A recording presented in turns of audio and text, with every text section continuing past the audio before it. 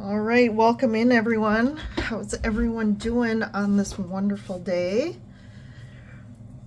It is feeling like spring here today, so I'm feeling, have a little bit more pep in my step today. We had a big kind of snowfall a couple days ago, and now it's sunny and it's melting, so feeling good, right? It's March.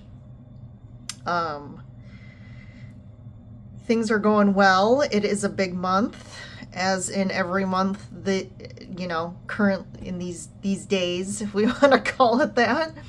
But this is a special one-off reading. I did want to tap into the Virgo full moon coming up, and I just wanted to get more information specifically around that because March has some big stuff going on, so I wanted to hit on the Virgo full moon. And now that I'm saying, so that is on March 14th. So it's coming up here. So let's see, March. What's going on in March as far as the astrological events? So we have 2 eclipses going on. We have 2 inner planets going retrograde, which are Venus and Mercury. Venus is already retrograde, and then Mercury will also go retrograde this month. There is an outer planet shift on I think it's March 30th. So that's a big one. It's Neptune. So Neptune is moving from Pisces to Aries. And the last time Neptune moved signs was back in 2012. So because it's an outer sign, it does stay in a sign for a long time. So this is big. We have all the outer planets moving signs this year. So we had Pluto. Pluto actually moved signs last year, at the end of last year, in November.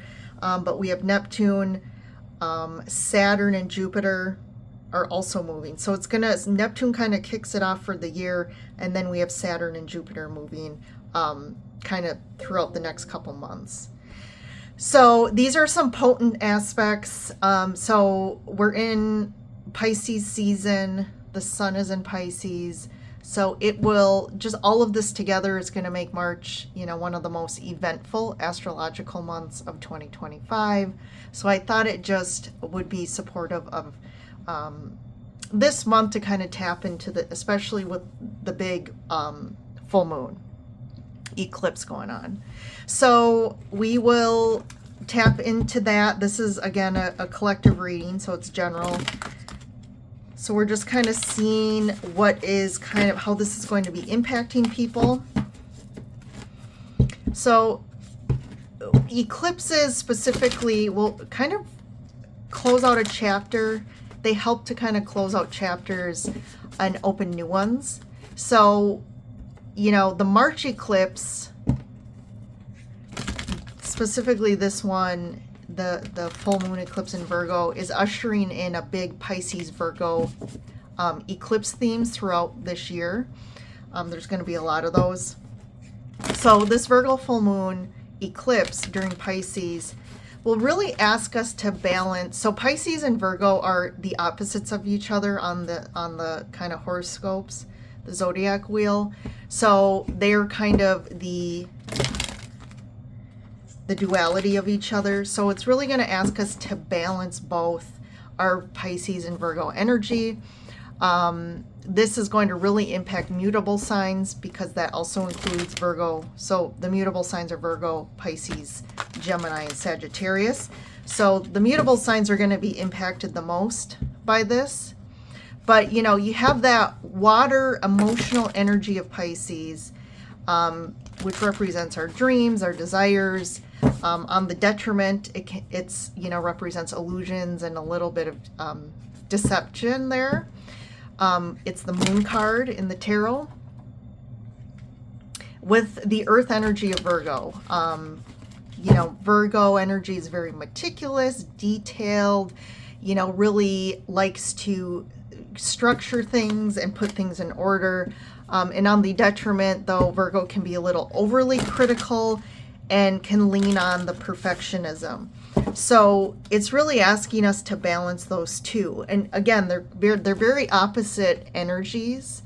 So it's kind of going to be, what do we need to close out to the detriment of these two, and then open up a new energies, new patterns, new ways to approach things in our life that helps us to balance our emotional side, maybe also bring us more out of the illusion of our reality and bring us back in line with our true authentic self, our true desires, our true, dreams. And, the Virgo is like, hey, how do I create, an action plan to bring about my dreams, which is that Pisces energy. So let's see here. I'm channeling the water ocean energy today. I've been having dreams about the ocean and ocean life, and just there's been a lot of symbolism. So I'm using my Mermaid Tarot deck and then the Whispers of the Oceans Oracle cards. All right, so let's see what the Oracle has to say for us around this full moon. So we have the 40 card, rediscover your zeal. Pay attention to the passion you are feeling for discovery, learning, exploration, spirituality, travel, your work, or your relationship. Passion and desire go together, especially as inspiration. We do have a lot of fire energy as well. Venus is in Aries, even though it's retrograde. So we, with that love energy, and then we have Aries, we do have a lot of that, that passionate energy, which is fueling the Pisces energy of our dreams and our desires, right? So you're going to probably be feeling a lot of pull, yearning, inspiration to get out there and experience things that, like this, bring you zeal, bring you passion, bring your desires out. So this can be, right, learning something new, adventures, like tapping into your spirituality, traveling, and also just like adding more passion to your relationships. And we have Jupiter joining us as usual. So I'm going to create some space for him. Okay. Facing your fears, look for ways to strengthen your connection to the universe and others. Stay peaceful and calm in the knowing of who you are. And then this one was calling to me, leaping through the air. A plan you have made is on track. If you're waiting for something, get to work and stop putting off ideas or projects you are considering. That's very reminiscent of that Virgo energy. So there's something about, again, something's inspiring you, something's lighting your passion, your creativity. You potentially there's a part of you that has some fears about getting out there and initiating this, or getting out there into the world and actually taking action on something that you're feeling really drawn to or passionate about. And then really it's overcoming fears to actually, again, figure out a game plan. How can you do this? How can you go on this trip? What do you need to do or change in your life with that eclipse energy to, open up new opportunities, start down new paths, and bring in things that more align with who you are right now. And that's a big theme. It has been this year, about really aligning with your true authentic self. Really, the beginning of the year was like, getting to know the self again, really connecting, going deep into your intuition and with your unconscious and your higher self to, because I feel like most people haven't really spent the time to know who they are. We put all this effort into the external world, into productivity, into external relationships, into our children, but have we put the same amount of attention to create a strong relationship with who we really are? Not the person or personality that we had to create, to whether it was fit in to our families, fit in with our peers, the world, our relationships. Most of us are really not fully encompassing our authentic selves, in standing in our truth, in setting those boundaries, and then making decisions like that to either change our lives, to, eliminate relationships that don't align with that, or ask us to not be who we really are. And to start doing things that really, again, whether it's hobbies or just, following our bliss throughout the day, doing work that's purposeful and passionate. So, the first part of the year, I almost see it as that going within, getting to know ourselves, really understanding and contemplating what's going on within us. And reviewing our lives up till now and how we want to move forward. And I feel like March with this Virgo full moon eclipse is then really asking us that if there's any internal fears or beliefs or ties that bind us to things that keep holding us back, it's time to overcome these, and then it's action time. Okay? So let's check the tarot. So underneath we have the Six of Pentacles. These are kind of mini cards, but I love them. The Magician. There's that taking that lead and manifesting and creating more harmony in our lives. What is it we need to do to create harmony in our lives with that Six of Pentacles? Because I feel like that's also saying there is aspects of our life that aren't in harmony, that aren't balanced, and are equitable. So that's really like, what are we putting our energy out into, and what are we getting back from it? Because if we're putting energy into something and we're not getting the reciprocation back, it's not in our highest good. It doesn't align. That is like big signs telling us, like, this isn't where you should be focusing your time and energy. Because what that does when it's not in harmony and what we give out, we aren't getting reciprocation, it does create disharmony within us, which also leads to other things like resentments, burnout, taking on others' responsibilities, whatever it is, emotional, it's taking on emotional baggage, really. And I think this is really hard.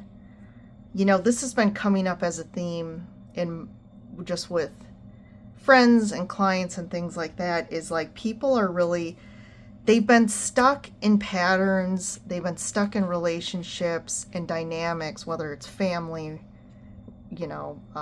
love relationships, even children, where they don't know how to stop the patterns. They don't know how to just stop being the doer. They don't know how to take back their power or say, hey, this relationship has not been supportive of my happiness, my peace for a long, long time.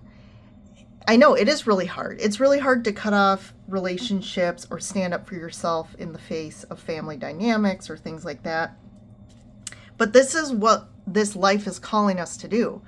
If we can't learn the lesson, we're put in these situations and relationships to help us become more aware of our truth, become more aware of what aligns with us, and then making decisions and actions to then align with people and situations that do align with us.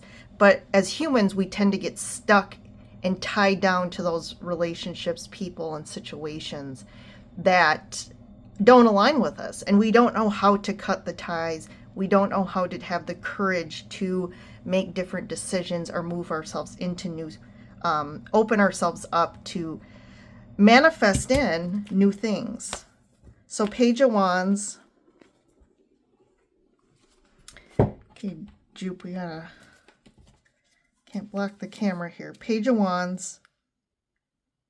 So there's the new ideas, right? There's the the new inspired, things are inspiring us to think in new ways, to, it's like we're feeling new levels of passion about things that, you know, maybe we haven't before, and things that really have not, you know, ignited passion in us for a long time. We're starting to realize like these things have not been fueling me or supporting my growth, expansion, creativity, abundance. Nine of Swords. So there's that anxiety and the fear here.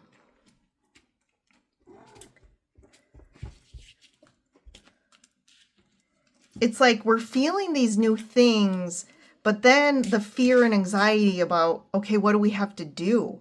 Like it's calling on us to take action on these things, but we have fear because the action or decisions we have to make are asking us to have courage and strength to do things differently and to potentially, you know, like I said, change our environments, change our relationships, our situations. And that can be very unnerving, and the fear of having to do that.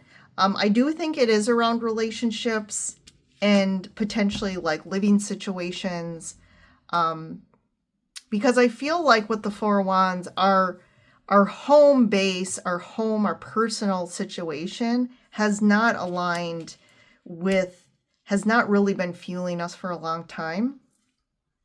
In general, I feel like this is a common theme right now. Something specific, it could be a lot of different areas in your life, or one in you know, in particular that really hasn't been, again, a source of fuel, hasn't been a source of growth. You do feel stagnant and you feel like it's time to shift and change here. And maybe you felt this for a while, but it's kind of been a slow go, right? You haven't really, you've just kind of been minding your time, just steady Eddie and whatever, you know, your current setup is, and just kind of like hoping for at some point along the journey that something would change or that you would know more of what to do. But ultimately, the power is within you. You have the power, and you are the magician. And the Nine of Pentacles is really saying, you know, finding and aligning with things that just align with you. They just fit you, right? They fit with your needs, your desires. They fit more with who you are and what you want to be doing, and maybe people you want to be with, your values. So I really like these two cards together because it's kind of saying you are being empowered with the energy of this eclipse, full moon, to have the power to actually take some different action. And look at that. The tower's coming in. So potentially could create tower moments for people in general. We might see that manifesting out in the external world, right? Also, since this is collective energy. And then look at that, the Ten of Swords. And then the Knight of Swords. So it's almost like the tower is coming in. I do think, you know, this can be a little nerve-wracking, so I get why the fear and anxiety here, but it's almost like we're starting to feel this coming. We feel the impending tower coming and the Ten of Swords. Again, it's that intuition, right? If you're feeling more anxiousness, or just feeling more like in certain situation, you're just hitting like a head, right? Where you're just not tolerating things as much, and it's bringing up a lot of triggers. I feel like there is a reason for that. So, like I said, this can be a little unnerving because this is really speaking of something really happening unexpectedly. Maybe it is expected, but you just didn't know how it would play out. But it's almost like finally it's like, okay, this Knight of Pentacles energy, this like just biding your time and tolerating what is and just the slow go. Like we have our dreams, we have our desires and needs, and we kind of have been pushing them to the side, just staying in situations because we haven't felt like we were ready. But like we were ready to leave them, we were ready to make different decisions. Maybe we weren't ready to move yet. But it's like whatever this applies in general, it's going to come in as like, okay, it's time. It's like that push from the universe. It's like you've been standing at the ledge for a long time, just contemplating, like maybe even knowing that eventually you were going to jump, but you didn't know when and you weren't ready yet. But it's like the universe all of a sudden just comes in behind you and pushes you off the ledge. And you're like, you just have to deal with it because it's time. Like it's divine, it's fated, it's just that time energetically. The old isn't supported anymore. So something is potentially, to me, like I said, there has to be change with this Ten of Swords. Something has to give, okay? And something has to change, which change ultimately means something does have to end for a new beginning. And that is the key theme of an eclipse, a full moon eclipse, is closing out things to open up new things. And then all of a sudden I feel like things are going to go quick. Like we're getting out of this Knight of Pentacles energy. The Knight of Pentacles to me personally is one of the most annoying energies and cards of the tarot, because it's just like this slow, plodding, meticulous, right? Virgo, okay? This is a very Virgo energy. So we have the Virgo, and, you know, we almost have to get out of what I refer to as the detriment of Virgo. This like perfectionist, everything has to be controlled. Like I have to ensure, and perfectionism in that meticulous type of energy or personality trait is really about trying to control the outcome. We're always trying to control things to ensure that the outcome is what unfolds is something that supports our safety. People like that do not feel safe. They don't feel safe in the universal oneness of that, and literally the basis of everything, of the universal energy of this external reality, this 3D reality, is literally aligned with what energy is, which energy is constantly flowing and changing. And of course, that brings about extreme anxiety. So if that really aligns with you and your personality, you know, it's really looking in the mirror to understand, why do you not feel safe? There's parts of you that really do not feel safe. And those extreme perfectionists really are on the extreme of trauma that really created in our nervous system and in our, you know, core being of, we do not feel safe. We do not trust the external world. We do not trust people. And we have to control every movement to ensure the outcome aligns with what we want, and to ensure nothing goes out of control or changes potentially. So that's a lot here. So ultimately, the Tower and the Ten of Swords, I feel, are coming. Something's about to end. You know, it could happen fast, because the Knight of Swords is a very fast energy. It's the complete opposite of the Knight of Pentacles. So it's going to come in fast. Things are then going to move fast.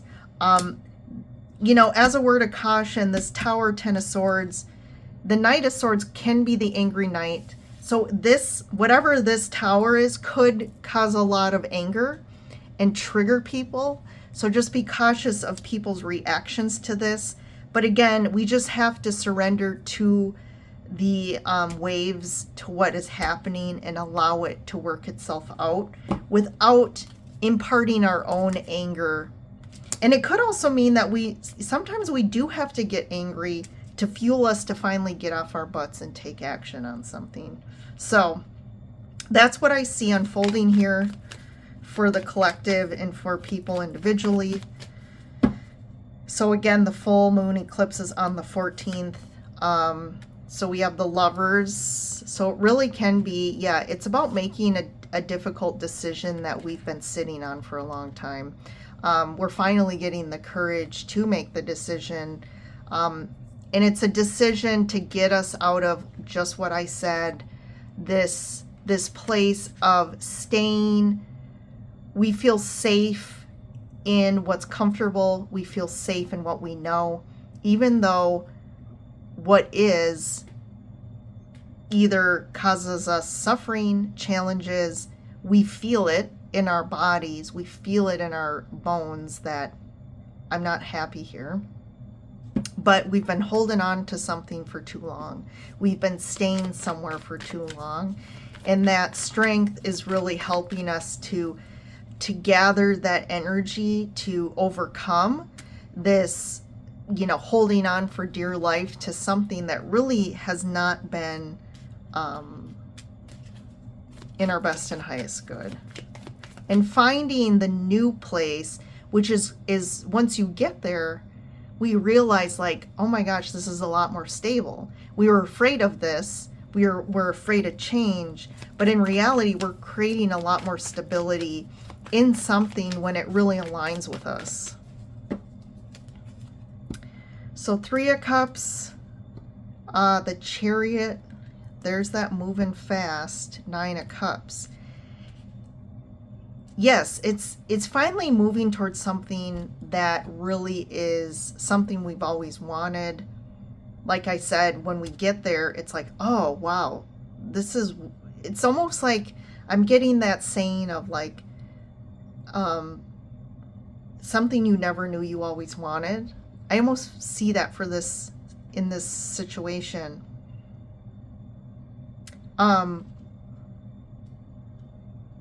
This could really impact your like connections. Like I said, friendships, family dynamics, and it's making a decision about this, to make some sort of decision. Queen of Cups, there's that Piscean energy, Ace of Swords. Yep, aligning with your truth. And I feel really this does align with connections, 3 of Swords. So it could be in regards to family or friends, like I said, or love relationships that just aren't aligning with who you are. Maybe you've, again, stayed connected with these types of relationships, people, like networking, because it's what fit the image, it's what fit maybe what other people wanted. And maybe again, it's just people we've known always, so we just felt like, well, I've always been friends with these people, so I have to always be friends with them. But if things have shifted and these relationships are causing more anxiety and sucking the energy out of you, it's about aligning with truth and creating more connections, even a connection that really is something you've always, like I said, never knew you always wanted or that you needed to bring in, like I said, a new space of stability. Like the 3 of Pentacles, it's like these people are coming forward to bring equity, to connect with you in a way that's more equitable. I like to say equitable instead of equal, because really relationships aren't about 50-50, that whole saying. It's not of, hey, I gave you whatever 20, just a metaphor. I give you 20 cents, you have to give me 20 cents back. Or I did this for you, like this tit for tat. Like equity is about, this is fueling me. It's bringing expansion and growth to me in a positive way. I don't feel like I always have to like put in more than I'm getting back from this. That means that it's not equitable. So in relationships are going to ebb and flow. So sometimes you maybe are giving more, supporting them, but they're also doing the same for you when you need it. So there's this give and take, this ebb and flow, this ability to flow with each other's energies, and you align with what needs, right? The needs of each person or these groups of people that make it harmonious, right? So I think I feel like I've been talking about this a lot lately in the readings. So this seems to be a big focus, especially in March with Venus going retrograde. It's all about relationships. And the focus really is about revisiting, re-reviewing our connections. And what, again, are they equitable? What am I doing in these relationships? And really going deep about, how do I want to move forward? How do I want to create more equitable relationships? And are there relationships in my life that I'm finally getting clarity and truth around that I've been in denial about, that just are always gonna be takers, right? So again, the same trend. Let's see, what's with the Three of Cups and the Queen of Cups? Justice. Yes, I think there's we're really getting clear about certain karmic relationships. I think there's certain karmic relationships. It's just like a karmic cycle ending. And a lot of times we tie ourselves to these people or come across people at certain times in our life, and there's a reason. But they're more karmic, right? So it means like they're not meant to be forever or even long term. But they've really been and created more imbalance in our lives lately. So this is a karmic rebalancing. And I think it's kind of like clearing these karmic contracts with these people, and it's moving and opening space up for new connections. What's the Ace of Swords? I think it's pretty clear, but yeah. Clarity around relationships and what type of relationships we want. Getting clear on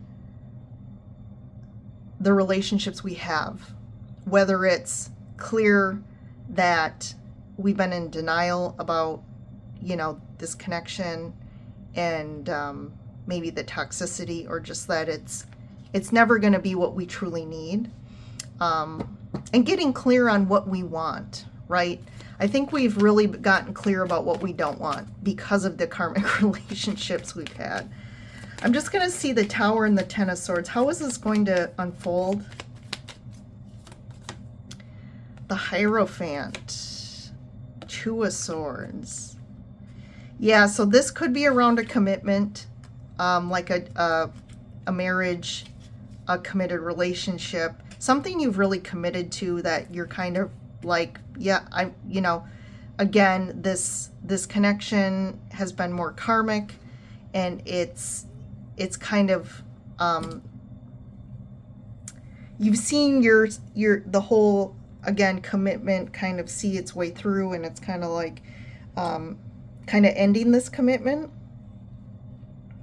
This could also be an end to the old traditional ways of doing relationship, being stuck in maybe relationships that were very traditional, aligned with values and ideas that really you're growing out of. You're really expanding. Maybe you're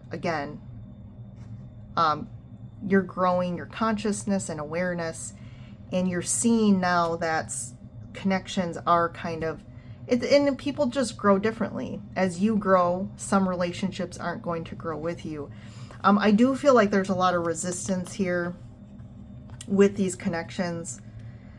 So I do feel like people are going to resist your change and growth and are resisting the needed changes for themselves to continue in the connection with you.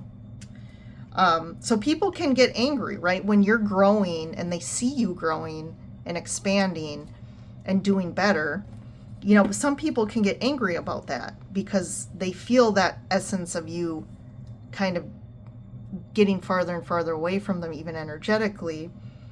But again, this is the time where we, in these kind of unhealthy dynamics, because we don't want people continuously trying to hold us back.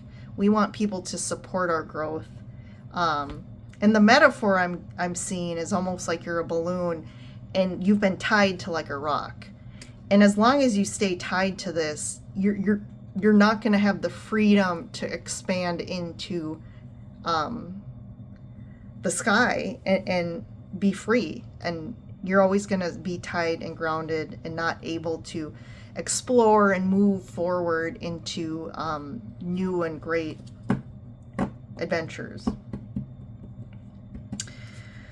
All right, everyone. So that is kind of what I'm channeling for this Virgo full moon eclipse. So big trend this month of relationships, a big highlight. So just be aware of that. Hopefully that brings you some awareness. Share with people you feel like this might help, and hit that like button if you enjoyed the reading. But thanks for being here and supporting me. And obviously I'm here to provide information to you all to help you on your in your life and your journey. So have a great full moon. I'll also be putting out, obviously, the weekly readings. I just wanted to say all the March readings are now out for the individual zodiac signs. So definitely take a look at those, and you'll be able to hone in more, a little deeper on your individual sign. So thanks all. Have a good week ahead, and I'll see you in the next reading.